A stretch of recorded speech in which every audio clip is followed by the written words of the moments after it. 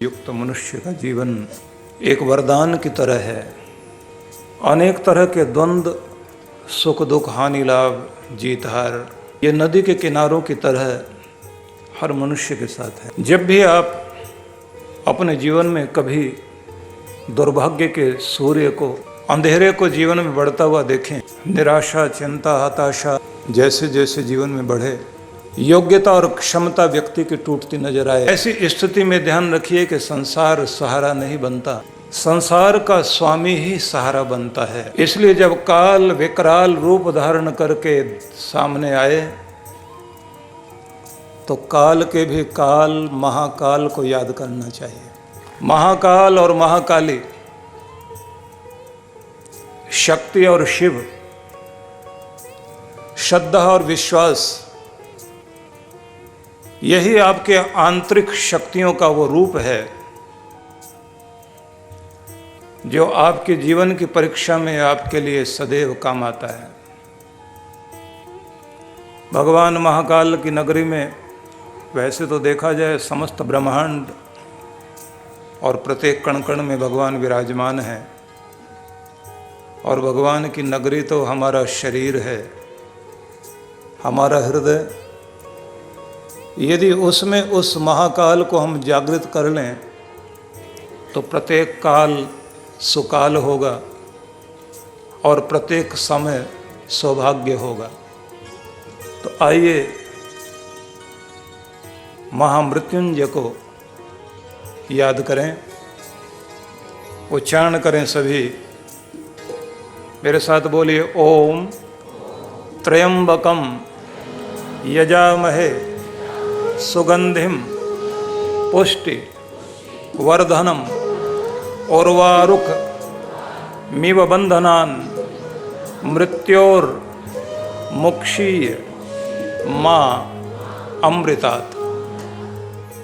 यह मंत्र है जिसका अर्थ है कि हम उस त्रिकालदर्शी परमेश्वर को स्मरण करते हुए उनका ध्यान करते हैं, जिनके स्मरण मात्र से सुगंधि अर्थात कीर्ति, पुष्टि अर्थात व्यक्ति का पालन पोषण, वर्धनम उन्नति,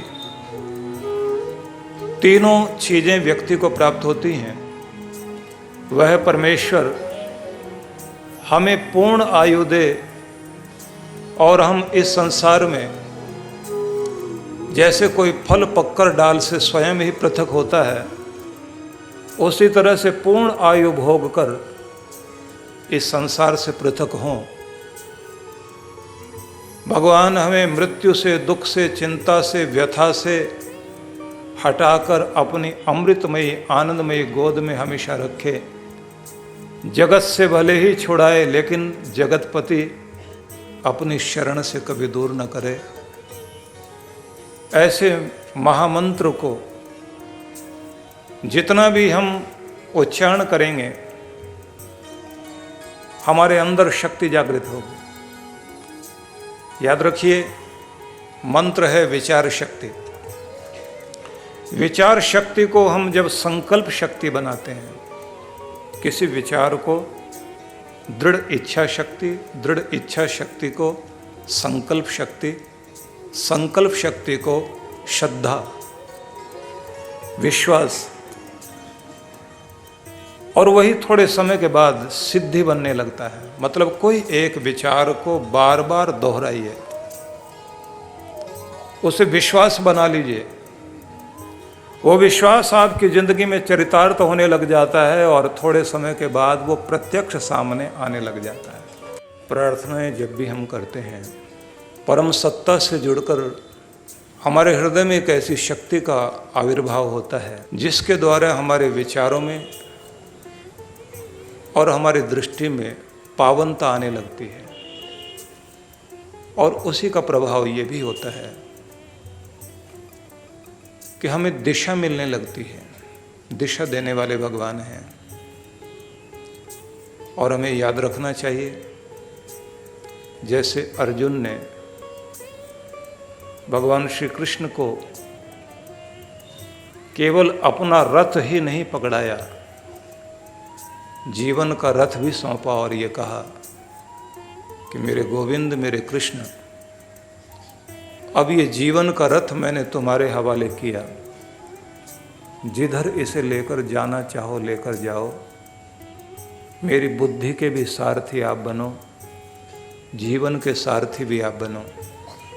निश्चित ही जब भगवान से हम स्वयं को जोड़ देते हैं तो हमारे जीवन रथ को हाँकने वाले भगवान बन जाते हैं। जिधर अंतर आत्मा की आवाज़ हमें लेकर जाए, जब हम उधर जाने लगते हैं, निश्चित ही वह कल्याण का मार्ग होता है, उसी से हमारा कल्याण होता है। और जब हम अंतर आत्मा की आवाज़ नहीं सुन पाते, उसी का परिणाम होता है कि व्यक्ति बहकता है।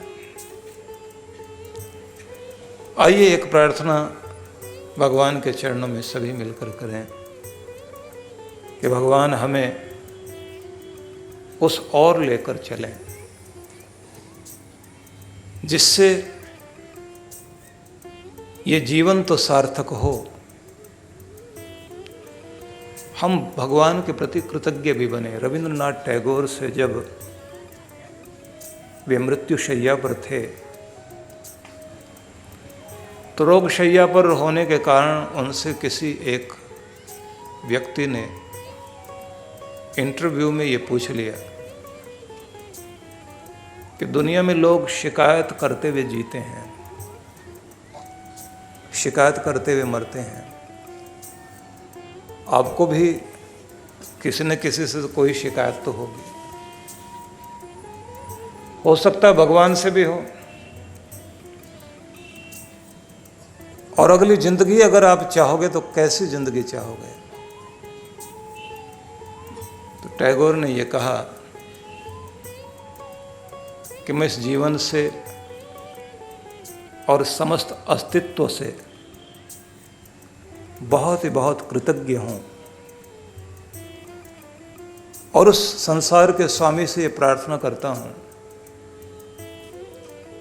कि यदि फिर से एक जन्म मुझे दिया जा सके तो जरूर देना, क्योंकि जो कुछ उसने इस जन्म में मुझे दिया है उसका धन्यवाद करते हुए ये जीवन कम पड़ गया है। अगली बार फिर धन्यवाद करने के लिए धरती पर आना चाहता हूं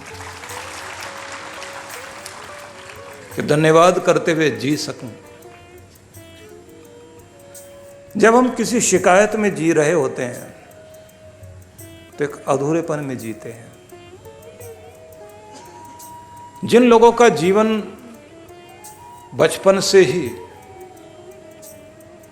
किसी अभाव से गुजरता है, अभाव पैसे का नहीं, प्रेम न मिल पाए, साथ न मिल पाए,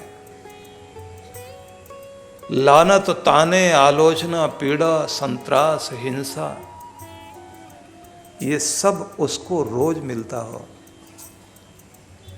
तो ज़्यादातर ऐसे लोग समाज में जो कुछ उन्हें मिला होता है वो वापस करने लग जाते हैं। कुछ वे लोग होते हैं जो पेड़ों की तरह होते हैं, जिन पर फल आए तो पत्थर मारने वालों को भी अपने फल दिया करते हैं। तो कुछ वे होते हैं जो पीड़ा सहने के बाद भी समाज को मधुरता देते हैं।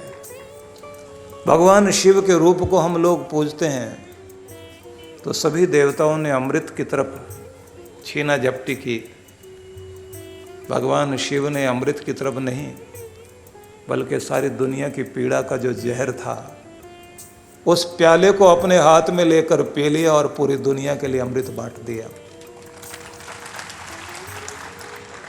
इसलिए सब देव रह गए और शिव देव नहीं महादेव हो गए। देवों के भी मैं देखता हूं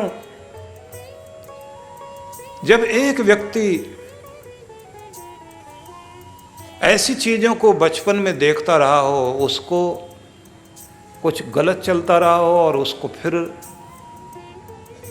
डांटा गया तो गलती को जोड़ता गया, बड़ा हो गया फिर भी वही कुछ जहर समाज को देता गया। ऐसा व्यक्ति बच्चे से लेकर बूढ़ा हो जाने तक भी जहर से भरा रहता है। लेकिन एक व्यक्ति वो होता है, चाहे वो छोटा है या बड़ा, किसी भी उम्र में पहुंचे, उसकी मधुरता में कमी नहीं आती।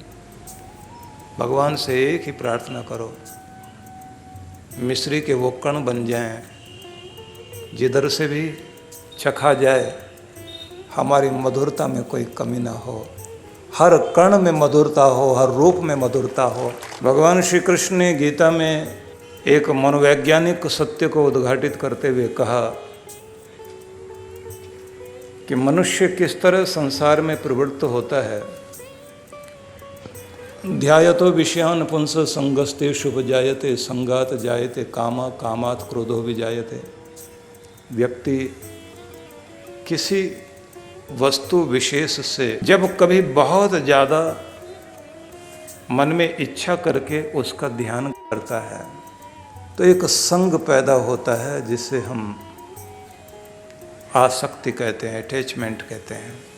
संगात जायते कामः, और फिर उसे पाने की कामना जागती है, उसमें कोई बाधा डाले, कामात क्रोधो विजायते, बाधा डाले तो फिर क्रोध आता है, क्रोधात भवति सम्मोह, और क्रोध फिर एक ऐसा सम्मोहन व्यक्ति के जीवन में ले आता है कि व्यक्ति को खुद का अस्तित्व, खुद की समझ, विवेक सब उस समय उसकी जाती रहती है, सम्मोहन में बंध जाता है। क्रोध की वो स्थिति कि जब इंसान अपने कुल को, अपनी वस्तु स्थिति को, अपनी पढ़ाई लिखाई को, सबको भूलकर कुछ भी करने लग जाता है। और जब वो सम्मोहन मानसिक रूप से आता तो फिर आगे कहा बुद्धिनाश, तब बुद्धि का लोप होता, बुद्धि नाशात प्रणश्यति। और जब बुद्धि नाश होता है तब कहते हैं व्यक्ति का पतन, अर्थात बहुत बड़ी चोट खाने का अवसर आता है, जिसे कहते हैं विनाश की स्थिति। क्योंकि दो ही स्थितियां हैं व्यक्ति के जीवन में, या तो विकास करे, आगे बढ़े, नहीं तो विनाश तो अपने आप शुरू हो जाता है। मतलब या तो आप आगे जाइए, नहीं तो नीचे गिरोगे, पीछे हटोगे। या तो ऊपर उठना जारी रहेगा, या तो उत्थान या पतन, बीच की स्थिति होती नहीं है। या तो आप आगे जा रहे होते हैं या फिर पीछे हट रहे होते हैं। तो कहा जाता है कि ये स्थिति व्यक्ति की जिंदगी में घटित होती है कि प्रत्येक व्यक्ति संसार से इस तरह बंधता है। इस श्लोक को लेकर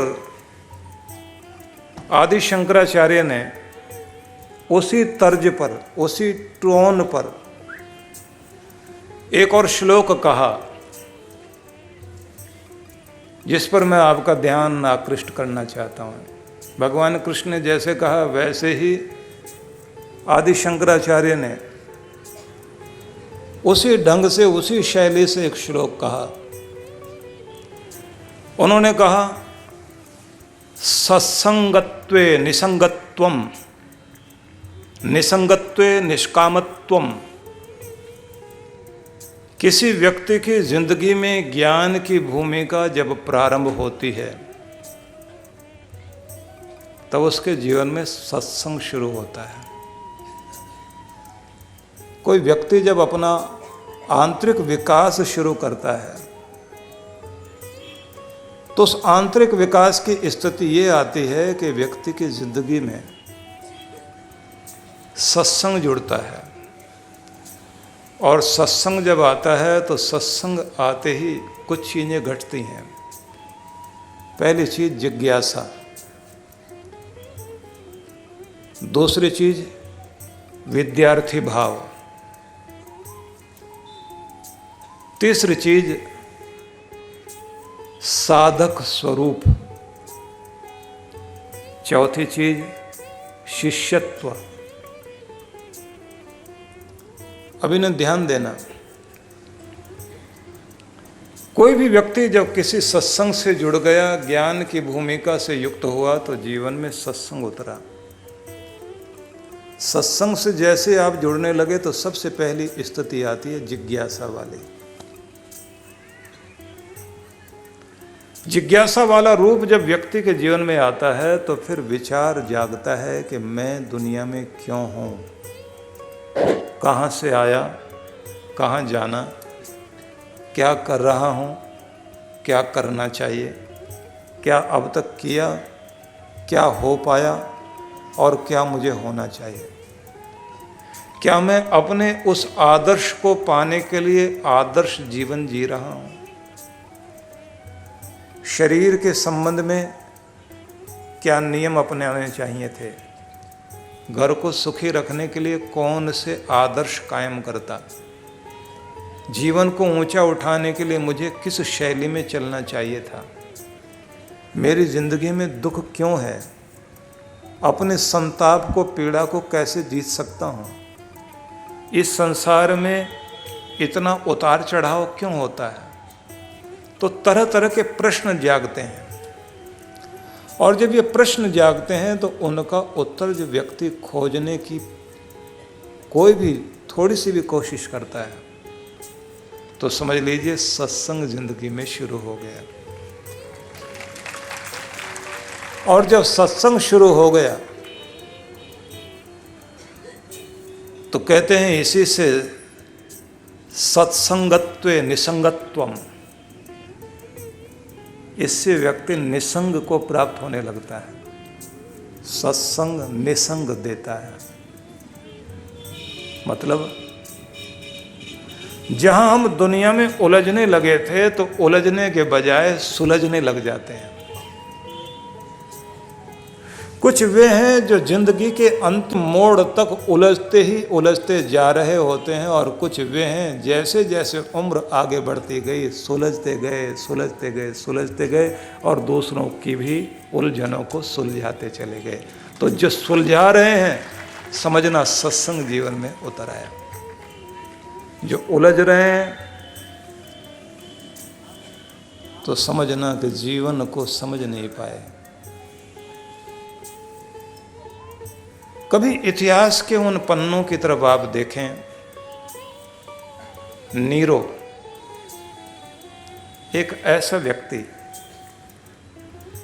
जिसने 3000 लोगों को खंभों से बांधकर नीचे धीमी धीमी आग जलाकर तड़फा तड़फा के मारा, रोम का राजा। और लोग तड़फ रहे हैं और वो वीणा लेकर मतलब वायलिन लेकर बजा रहा है और आनंद मना रहा है,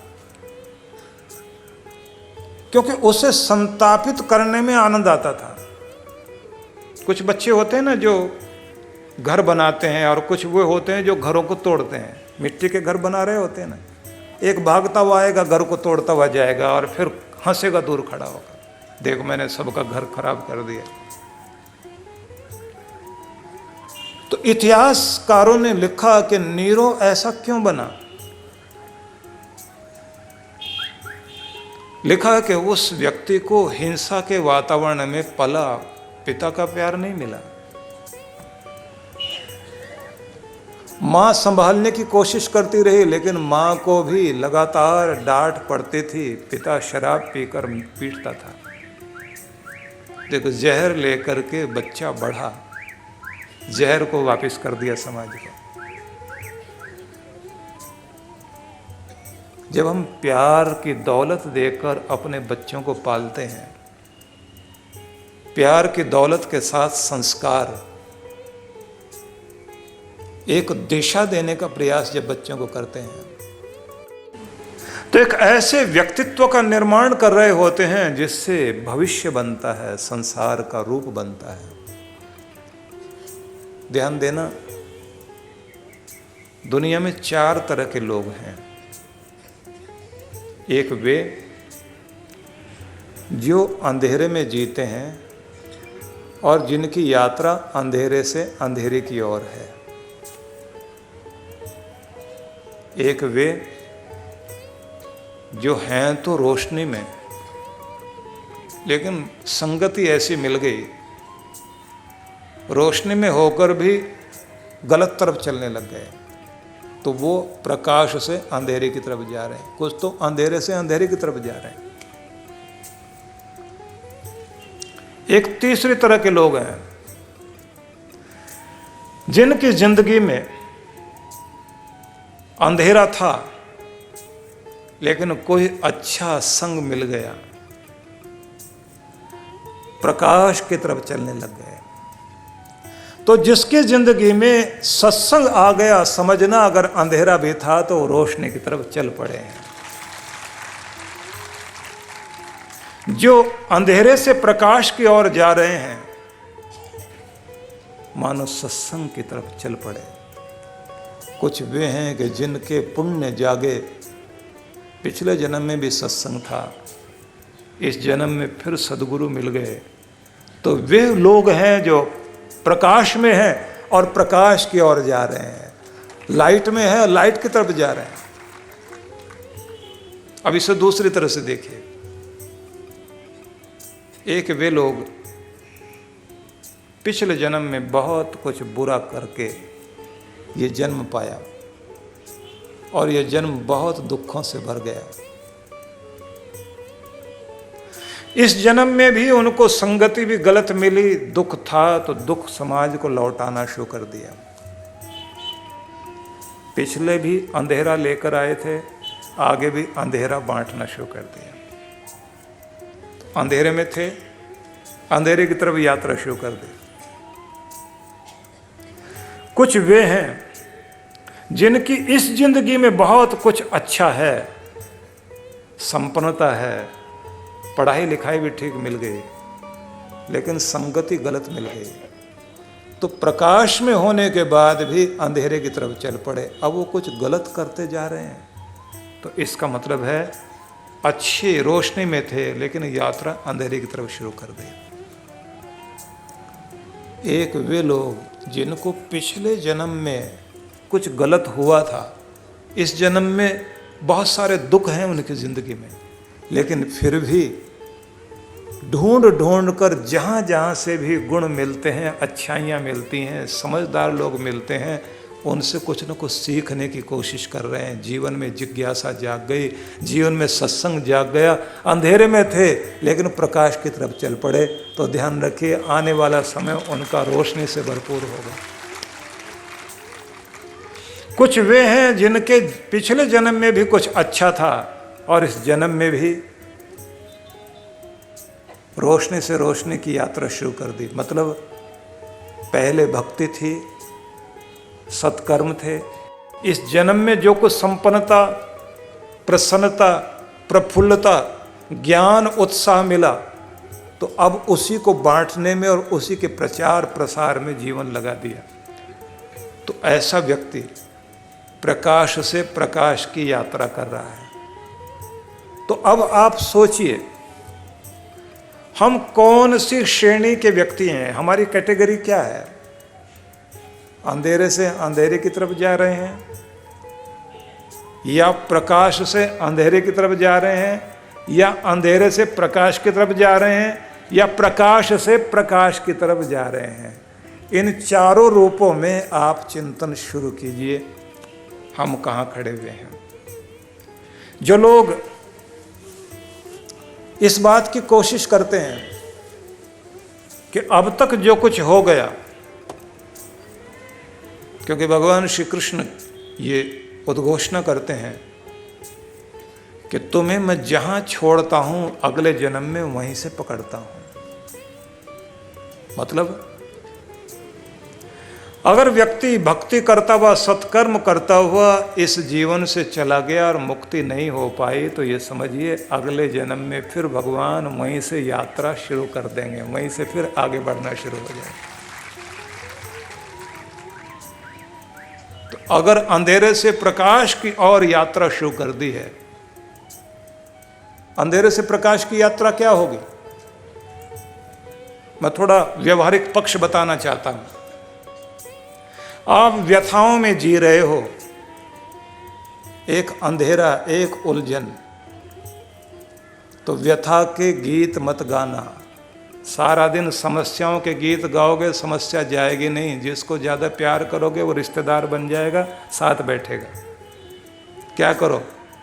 व्यथा नहीं, व्यवस्था की तरफ चलना शुरू कर दीजिए, समस्या नहीं समाधान की तरफ चलना शुरू कर दीजिए। अंधेरे से प्रकाश की ओर यात्रा शुरू हो जाएगी। सारा दिन गरीबी के गीत गाओगे, गरीबी सिर पर बैठ जाएगी। आप गरीबी को भूलिए, अमीरी को ध्यान में रखिए कि ऊपर उठ रहा हूँ, समृद्धि पा रहा हूँ। और ये भी ध्यान देना शुरू करो, कुछ है, कुछ की ज़रूरत है। घर में प्यार है, घर में एकता है, शरीर में दम भी है, कुछ करने की हिम्मत भी है। पैसा थोड़ा कम है, आ जाएगा। इतना कुछ है तो इतनी थोड़ी सी कमी है, वो भी ठीक कर लेंगे। फिर अपने को हिम्मत देना। मेरे पड़ोस में रहने वाले व्यक्ति की बिल्डिंग बहुत ऊंची है, लेकिन घर में प्यार की बिल्डिंग टूटी हुई है। पति पत्नी में मेल नहीं है, बच्चों के अंदर एकता नहीं है, शरीर में रोग भी बहुत है, हिम्मत की कमी है, दिखावा ज़्यादा है। उससे ज़्यादा अमीर मैं भी हूँ। मेरे पिता परमात्मा ने उसको एक चीज़ ज़्यादा दी है, बहुत सारी चीज़ें कम दी हैं। मेरे पास बहुत सारी चीज़ें ज़्यादा दी है, एक चीज़ कम दी है। कम को नहीं देखना, वो भी आ जाएगा। धन्यवाद करता हूँ भगवान का। तो व्यथा के गीत नहीं, व्यवस्था की तरफ ध्यान देना शुरू कर देना। प्रदर्शन करने वाले सेठ की तरफ मत देखना, दर्शन की तरफ देखना। परमात्म दर्शन या आत्म दर्शन की तरफ जब आप देखना शुरू करोगे तो बात बनने लग जाएगी। वासना के संसार को नहीं देखना, उपासना के संसार को देखना शुरू कर दीजिए। कृपाएं बरसनी शुरू हो जाए। जिंदगी को अस्त व्यस्त मत होने दीजिए, जिंदगी को मस्त होने दीजिए। जब आप दिशा देना शुरू करोगे, व्यस्त हो जाओगे, मस्त हो जाओगे और अस्त व्यस्त नहीं रहोगे, तो पता लगा अंधेरे से प्रकाश की यात्रा शुरू हो गई। और यदि आप रात दिन में बड़ा दुखी, मैं बड़ा परेशान, सारी जिंदगी की मुसीबतें मेरे सिर पर क्यों, मेरे साथ ऐसा क्यों होता है। अमेरिका में डॉक्टर पील के नाम से अवार्ड चलते हैं, और डॉक्टर पील बहुत बड़े महान लेखक ही नहीं, बहुत बड़े प्रवक्ता भी थे। उनकी जिंदगी का एक बड़ा अजीब तरह का संस्मरण है कि वो कहीं लोगों के बीच में थे, मोटिवेशन पर कुछ कह रहे थे। व्यक्ति को ऊपर उठाने के लिए बहुत सारे संदेश दे रहे थे। जहाँ खड़े हो वहीं से प्रगति का रास्ता शुरू होता है। पहुँच लो आंसुओं को, हिम्मत को जगा लो। और कहीं से चमत्कार नहीं होगा, तुम्हारे अंदर से तुम्हारा चमत्कार होगा। तुम खुद के कलाकार खुद बनो, अपनी जिंदगी की मूर्ति को खुद गढ़ना शुरू कर दो। उत्थान पतन की कहानी तुमने अपने आप लिखनी है, पतन की तरफ नहीं देखना, अपने उत्थान को देखना। बहुत सारी बातें कहते जा रहे थे, तो सुनने वाले लोग सुन रहे। जैसे ही अपना भाषण खत्म करके उठे और जाने लगे तो एक महिला ने रास्ता रोक लिया। बोले, मैं बहुत दुखी हूँ, बहुत परेशान हूँ। मरने की जिंदगी इतनी दुखी हो गई है कि मरने की ही बात समझ में आती है और कुछ भी समझ नहीं आता। क्योंकि मुझे लगता है दुनिया में दुख के सिवा कुछ नहीं है। और जो ये आप बातें कर रहे थे ना, बातें तो बहुत हैं, बातें तो मैं भी कर लेती हूँ ऐसी, लेकिन जिंदगी जैसी मैं जी रही हूँ वो तो मैं ही जानती हूँ। उन्होंने पूछा, तुम क्या चाहते हो? पहले तुम अपने घर से दूर जाना चाहते हैं, ऐसी कोई जगह बताओ जहाँ चैन से रह सको, 2 दिन तो जिंदगी प्यार से गुजर सके, कहीं समस्या ना हो, पीड़ा ना हो, दुख ना हो, संताप ना हो, परेशानी ना हो। कोई ऐसी जगह बताओ, और तो और कोई ऐसी जगह हो जहाँ किसी को किसी से कोई शिकायत नहीं हो। तो ये बोले, वो तो जगह मैं जानता हूँ, बहुत नज़दीक है, मेरे साथ चलो, अभी तुम्हें दिखाता हूँ, और अगर तुम वहाँ रहना चाहो तो बहुत अच्छा लगेगा। उसने कहा, तो अगर ऐसी जगह है तो मैं तो वहीं बस जाऊंगी जाके, आप चलिए। बोले, चलते हैं। अभी दूर है क्या? बोले, बिल्कुल पास में। तो नगर के बाहर लेकर गए, जहाँ कब्रिस्तान था वहाँ जाकर खड़ा कर दिया उसको।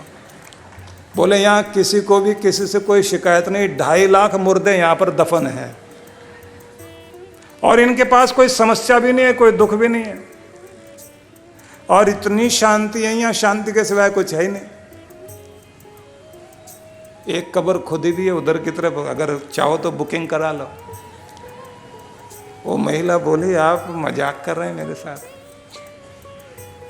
उन्होंने कहा देख बहन, जब तक ये सांस चल रहे हैं ना और ये हृदय धड़क रहा है, और जब तक तुम इस जमीन पर चल रहे हो तब तक सांस के साथ समस्या भी रहेगी, लेकिन हर सांस के साथ आस भी है। आस है तो विश्वास भी है, उसका सहारा लेकर आगे बढ़। जिंदगी में समस्याएं होती हैं। और कहते हैं बरसों के बाद वो महिला उनसे मिली और बोली अगर उस दिन आप मुझे इस तरह ना समझाते तो शायद मैं कुछ कर लेती, और आज मेरी एक खुशहाल जिंदगी है, क्योंकि मैंने समस्या पर से ध्यान हटा लिया और समाधान पर ध्यान जोड़ लिया है। बस वही मैं कहना चाहता हूँ। अंधेरा है, रोशनी की ओर चल पड़ो। रोशनी अपने अंदर से ही ढूंढनी होगी, अपना सूरज अपने अंदर ही उगाना पड़ेगा। कायर बनने से कभी बात नहीं बना करती, क्योंकि रोने वाले को रुलाया जाता है, हारने वाले को हराया जाता है, भागने वाले को भगाया जाता है, और दबने वाले को दबाया जाता है, और उठने वाले के लिए दुनिया तालियां बजाया करती है। याद रखना, कुछ अच्छा कर जाओगे सब गीत गाएंगे, और अगर सिर पकड़कर किस्मत को रोने का ही काम करोगे तो ये ध्यान रखिए कोई साथ नहीं लगेगा। कमज़ोर और निर्बल के तो दोस्त भी उसका मजाक उड़ाने लग जाते हैं, ध्यान रखें। और हिम्मत करके खड़ा होने लग जाए व्यक्ति और कुछ कमाल कर जाए, हर कोई नज़दीक आने लग जाता है। तो शक्ति बाहर से नहीं अंदर से आती है। शक्ति पहले मन से आती है, मनोबल को मजबूत कीजिए। शक्ति आपके हृदय से आती है, अपने प्रेम की शक्ति को बढ़ाइए। शक्ति आपकी बुद्धि से आती है, अपनी बुद्धि से ही अंतर मन से समस्याओं के समाधान खोजिए। और शक्ति आपको आत्मा से आती है, अपने अंतरतम में अपनी आत्मा से अंदर से समाधान भी खोजो और अपनी आत्मिक शक्ति को प्रबल करो। और समाधान और शक्ति आपको परमात्मा से मिलती है। मैं निवेदन करूंगा, प्रार्थना भी अपने आप में एक शक्ति का बहुत बड़ा खजाना है। प्रार्थना किया करो, लेकिन प्रार्थना भी कमज़ोर प्रार्थना नहीं, और ऐसी प्रार्थना भी मत करो कि पड़ोसी को इतना क्यों दिया और मुझे इतना कम क्यों दिया, और अगर हो सके भगवान उसकी तिजोरी खाली करके सब माल इधर की तरफ भेज देना। तो ऐसी प्रार्थनाएं करने से कोई आप अमीर नहीं हो जाएंगे और न खुशहाली आ जाएगी। सबसे पहले तो आप सामर्थ्य की प्रार्थना करो, भगवान मुझे समर्थ बनाओ, मैं जब तक इस दुनिया में रहूं अपने बल पर जीने की कोशिश करूं, सहारा दूं सहारा लूं नहीं। हो सके तो दूसरों को सेवा करके सहारा दे सकूं, लेकिन मुझे किसी से सेवा कराने की और सहारा लेने की कभी भी ज़रूरत ना पड़े। हमेशा ये मांगो भगवान से। दूसरी बात ये कहो, भगवान मेरा हाथ देने के लिए उठे, मांगने के लिए कभी नहीं। मुझे इस लायक बना कि ज़िंदगी के आखिरी छोर तक मैं देता रहूं। मुझे किसी के सामने, भले ही मेरे बच्चे ही क्यों ना हों, उनके आगे भी हाथ ना फैलाना पड़े, उनको भी दे करके जियो। और भगवान से ये भी एक प्रार्थना करो कि मेरे भगवान, जिस मुस्कुराहट को तू फूलों में देता है, वो मुस्कुराहट मेरे लबों पर हर पल दे। जब तक इस दुनिया में रहूं मुस्कुराता हुआ जीऊं, मुस्कुराता हुआ ही इस दुनिया में एक एक पग रखूं। हर सुबह हर शाम मुस्कान मेरे साथ समृद्धि बनकर, शक्ति बनकर रहे। तो एक बात आप सबको कहना चाहता हूँ, अगर आप ये महसूस करते हैं कि बहुत ज़्यादा तनाव, अशांति है, और आज से हम 4 श्रेणियों में ये चिंतन करें कि हम कहाँ खड़े हुए हैं। दुख से सुख की ओर जाना चाह रहे हैं या दुख से दुख की तरफ। पाप से पाप की तरफ जा रहे हैं या पुण्य से पाप की तरफ जा रहे हैं या पुण्य से पुण्य की ओर जा रहे हैं। हम ज्ञान से अज्ञान की तरफ हैं या अज्ञान से ज्ञान की तरफ हैं। चारों तरफ इस पूरी विधि को जोड़कर देखना, क्योंकि मैंने आपको तरीका बता दिया है। अज्ञान को, पाप को, दुख को, चिंता को, संताप को जोड़ जोड़ के देखें। हम संताप से संताप की तरफ यात्रा कर रहे हैं, चिंता से चिंता की तरफ जा रहे हैं, दुख से दुख की तरफ जा रहे हैं, भय से भय की तरफ जा रहे हैं या भय से निर्भय की ओर जा रहे हैं। हम जागने की तरफ जा रहे हैं या भागने की तरफ जा रहे हैं। थोड़ा शब्दों को खुद ही जोड़ जोड़ के देखना। आप कुछ जिंदगी में जोड़ना चाहते हैं, जिंदगी में आपके जोड़ शुरू हुआ है या जिंदगी में मोड़ शुरू हुआ है। आज से आपकी जिंदगी उत्थान की तरफ शुरू हुई है या उन्नति की तरफ। आप उत्थान से पतन की तरफ जा रहे हैं या पतन से उत्थान की तरफ। आप प्रगति से दुर्गति की तरफ हैं या दुर्गति से प्रगति की ओर। आप अवसाद से प्रसाद की तरफ जा रहे हैं या प्रसाद से अवसाद की तरफ जा रहे हैं। कायरता से वीरता की तरफ जा रहे हैं या वीरता से कायरता की तरफ, या वीरता से वीरता की तरफ या कायरता से कायरता की तरफ। ऐसे शब्दों को जोड़ते चले जाइए। थोड़ी देर के बाद ही आपको समझ में आ जाएगा कि आप कहाँ खड़े हैं। और जब समझ में आ जाए तो फिर आपको खुद की दिशा दिखाई देने लग जाएगी और आपके अंदर का गुरु शुरू हो जाएगा और वो आपकी ज़िंदगी को ऊंचा उठाना शुरू करेगा। इसलिए ये शब्द याद रखना चाहिए कि गुरु है तो ज़िंदगी शुरू है। अपनी ज़िंदगी में यदि हमने गुरु को जोड़ लिया तो समझ लीजिए एक नया जीवन शुरू हो गया।